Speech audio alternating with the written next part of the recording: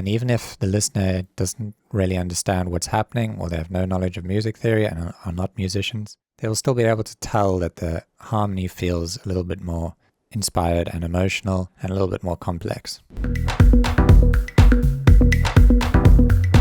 Hey guys, Bound to Divide here with Abletontips, and today I'm going to teach you all about chord inversions, what they are, how they work, and when you should use them. But first, let me play you an example of how we can take a seemingly uninteresting chord progression and turn it into something with a bit more emotion and a bit more complexity. So this is just our basic chord progression made from major and minor triads with all the notes in their standard position, and it sounds like this.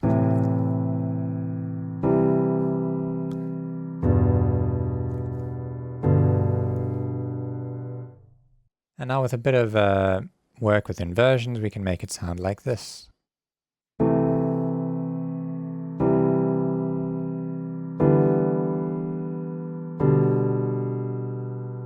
Okay, so let's start off by explaining what an inversion is and how we can do them.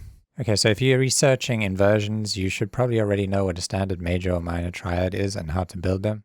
If not, I recommend checking out the courses on harmony and melody writing, which are linked below in the description. We also have a bunch of other related tutorials on the Abletontips channel, so make sure you go and check those out too.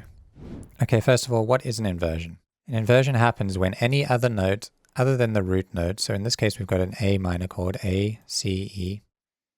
An inversion happens when any note other than our A, which is our natural root note, gets played down in the bass.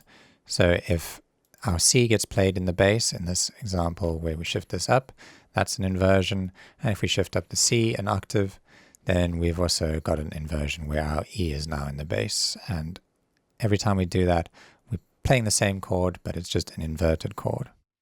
So when we start off with just a basic chord, in this case A, C, E, which is our A minor chord, this is called root position. We can then take the bottom note, the A, and shift it up one octave, and that's called our first inversion. Let's hear the difference between how those two sound. So this is our A minor chord, and if we shift it up to our first inversion, we then take the C and we shift it up an octave, and now we've got the second inversion with our E in root position, and that's even more spicy. I really like that chord. Just a quick break before we go back to the tutorial. If you find these type of videos helpful, we can highly recommend the PML Academy with over 35 full-length online courses, spreading over topics like writing chords and melodies or arranging your songs to producing entire songs from start to finish. So check out the link in the description to see what's inside the all courses bundle exactly. Okay, so those are the two main types of inversions you get. We also can do a third inversion, but to do that we will need another note, because once we've shifted up our A and we've shifted up our C, if we had to then shift up our E note, well, now the chord is just being played in root position again, because we've got the A, C, and E. So there's no way to do it. A third inversion unless we're playing something called a seventh chord. So let me just shift these back down. So if you don't know what a seventh chord is, we're just adding a seventh on top of our A minor.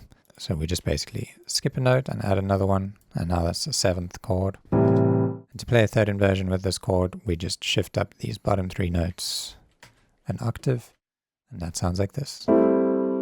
Really nice chord. I really like the sound of that.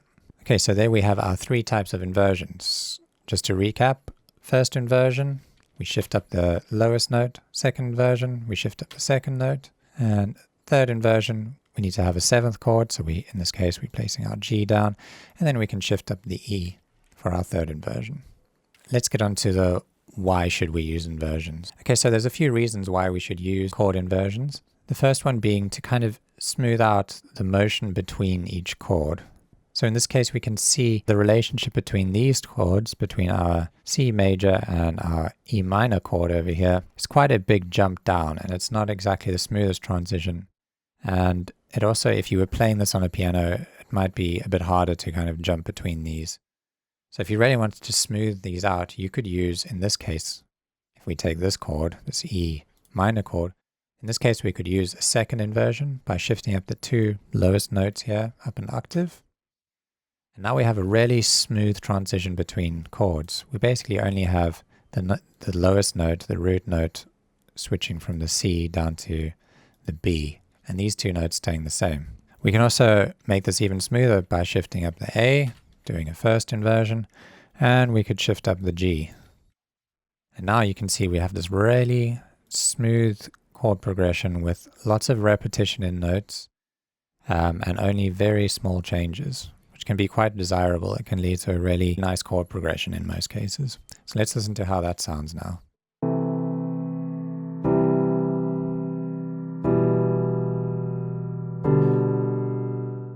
And the way we've used inversions over here to kind of smooth out the progression and reduce the distance between notes or voices in our chord progression is also referred to as voice leading, which is another topic we'll be covering in greater detail in another video. Aside from this example, you can also use chord inversions to spice up your chords a bit.